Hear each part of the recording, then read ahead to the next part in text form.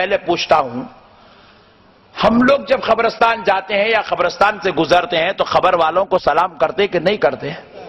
کرتے نا بھائی. مگر میں پوچھتا ہوں، سلام آپ جب اپنے گھر میں جاتے ہیں اپنے بابا کو کرتے ہیں جبکہ وہ سو رہے ہوں رات کے 12 بجے؟ صحیح بتاؤ. اب آپ گھر سے جلسے سے گھر جاؤ گے، آپ کے گھر میں آپ کے خاندان والے قبیلے والے آرام کر رہے ہیں، سلام کرو گے؟ پکا بولو بھائی. نہیں کرو گے نا؟ کیوں؟ کیونکہ وہ سو رہے ہیں. پتا چلا سونے والے کو سلام، پھر مردے کو کہاں سے کر سکتے ہیں؟ تو بتانا ماننا پڑے گا کہ گھر میں تو جو لیٹا ہے وہ سو رہا ہے، جس کو ہم نے خبر میں چھوڑا ہے وہ سونا تو دور جاگتا پڑا ہے. تبھی تو ہم اسے السلام علیکم کہہ رہے ہیں، وہ ہمارے سلام کا جواب دینے کی قوت رکھتا ہے. اور ایک بات سنو، آپ جاگ رہے ہیں، میں نے آپ کو سلام کیا، آپ نے اگر جواب نہ دیا گناہگار ہے کہ نہیں ہے؟ سلام کا جواب نہ دینے والا گناہگار ہے. اگر وہ لوگ بیچارے پہلے ہی گناہوں سے پریشان، خبر میں پٹائی ہو رہی ہے، پھر آپ کو کہا جا رہا ہے سلام کرو، جواب نہیں دے گا تو ٹینشن، پھر عذاب. تو لہذا ماننا پڑے گا آپ سلام کر رہے ہیں تو وہ جواب بھی دے رہا ہے، نہ صرف جواب دے رہا ہے. اب ذرا آئیے وہ کتنے تصرف کے ساتھ لیٹا ہے پھر وہ بھی دیکھتے ہیں. اکثر لوگ کہتے ہیں کہ نہیں وہ مر گئے، مٹی میں مل گئے، مردے ہو گئے. ارے نادان، ان سے پوچھا گیا کوئی قرآن کی دلیل؟ بولے کل نفس ذائقۃ الموت، ہر جاندار چیز کو موت کا مزہ چکھنا ہے. بات پکی ہے. بولے دیکھے مرنا ہے، مر گئے. آیت ایک پڑھتا مطلب ایک نکالتا. ہمارے پاس حیدرآباد میں کئی ہوٹلیں پڑی ہے، مطلب کیا ہے؟ نام اس کا ذائقہ ٹی پوائنٹ. ذائقہ کا مطلب مزہ. ذائقے کا مطلب کیا ہے بھائی؟ ذائقہ عربی لفظ ہے، مزہ اس کا ٹرانسلیشن ہے. ٹیسٹ. ارے چائے بڑی ٹیسٹی تھی یارو. مطلب کیا؟ بڑی مزیدار تھی. اور مزہ اس کو کہتے ہیں جو 10 منٹ بعد ختم. بات سمجھ میں آئی؟ نہیں آئی؟ تفصیل ہی لیتے ہیں. پیارے بزرگوں اور دوستوں ذرا غور کیجئے. اللہ رب العزت نے کہا کلو نفسن، ہر جاندار چیز کو، ذائقۃ الموت، موت کا مزہ چکھنا ہے. موت کو کھانا نہیں ہے، نگل کے ہضم کرنا نہیں ہے، ٹیسٹ لینا ہے بعد میں چھوڑ دینا ہے. تو پیارے بزرگوں اور دوستو، اللہ نے قرآن میں بیان کیا یہ جو موت ہے یہ حیات کی طرح ہمیشہ ہمیشہ کے لیے نہیں ہے. یہ تو صرف منتقل کرنے کے لیے، مزہ چکانے کے لیے دیا جا رہا ہے. تجھے زمین کے اوپر سے اندر بلانا ہے، اس لیے موت کو بھیجا جا رہا ہے. تو ذرا اس کا مزہ چکھ لے تاکہ تیرے بیٹے تجھ پر رو لے، تیری بیوی تجھ پر رو لے، تیرے خاندان والے تجھ پر رو لے. جب وہ سارے رو رو کر تجھے لے آ کر خبر میں چھوڑیں گے تو مزہ چکھ لے. جب تجھے نہلایا جا رہا تھا تو مزہ موت کا چکھ رہا تھا. جب تجھے کفنایا جا رہا تھا موت کا مزہ چکھ رہا تھا. جب تجھے ڈولے میں لٹا کر لے جایا جا رہا تھا تو موت کا مزہ چکھ رہا تھا. جب تیری نماز پڑھی جا رہی تھی موت کا مزہ چکھ رہا تھا. جب تجھے خبر میں لٹا دیا گیا مزہ ختم، پھر سے زندہ کیا جا رہا ہے. مزہ کچھ دیر کا ہوتا ہے. ابھی ہم نے تھوڑی دیر پہلے بریانی کھائی، آپ ٹینشن مت لیجیے، آپ بھی کھائیں گے کل صبح انشاءاللہ.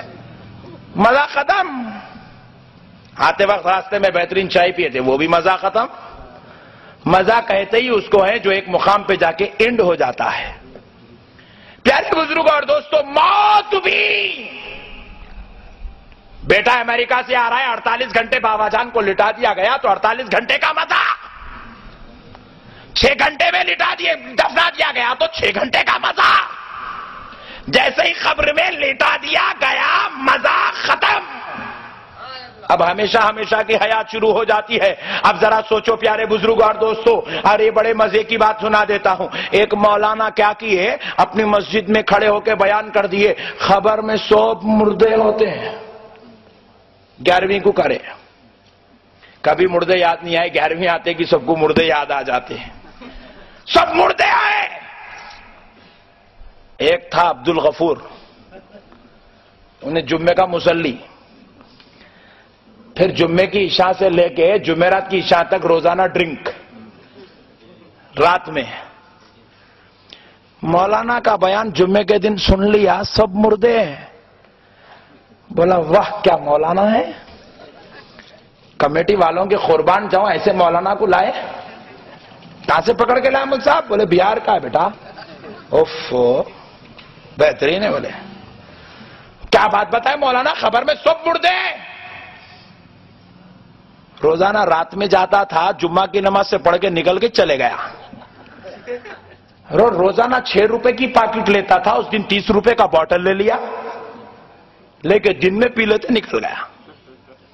محلے میں آیا تو مسجد کے صدر صاحب پکڑ کے پوچھے بے وقوف، روزانہ رات میں ڈرتے ڈرتے پیتا تھا، اب دن میں شروع کر دیا۔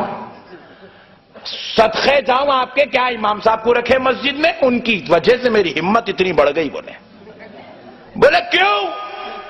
آج ہی جمعہ میں مولانا نے کہا خبر میں سب مردے ہیں،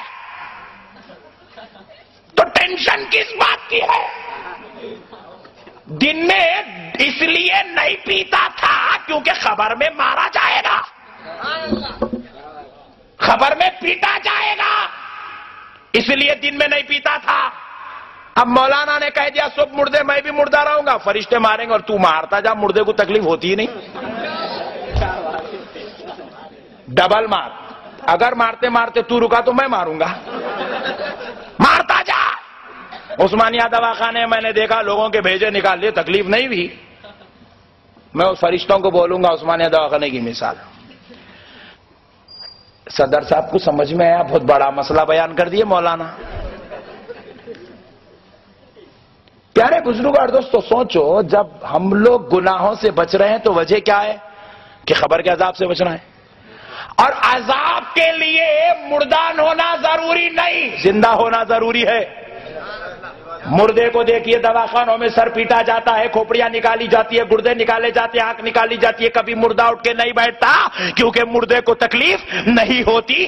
عذاب کا سلسلہ یہی سے شروع ہو گیا، لیکن مردے کو اٹھایا جاتا ہے نہیں اٹھایا جاتا، مردہ اٹھتا ہے نہیں اٹھتا۔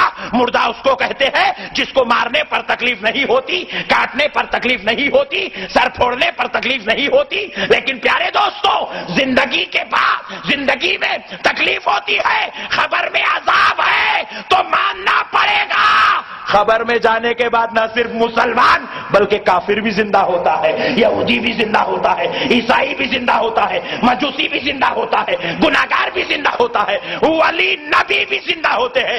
آپ پوچھے مولانا، کافر یہودی عیسائی اور گناہگار کا زندہ ہونا تو سمجھ میں آیا، عذاب لینا ہے اس لیے زندہ ہو رہا ہے۔ ولی کیوں زندہ ہوتا، نبی کیوں زندہ ہوتا ہے جبکہ وہ گناہگار نہیں ہے، وہ خطاکار نہیں ہے، وہ سیاکار نہیں ہے؟ پھر زندہ کیوں ہو رہا ہے؟ وہ گناہگار زندہ ہوا عذاب کے لیے، ولی کیوں زندہ ہوتا ہے؟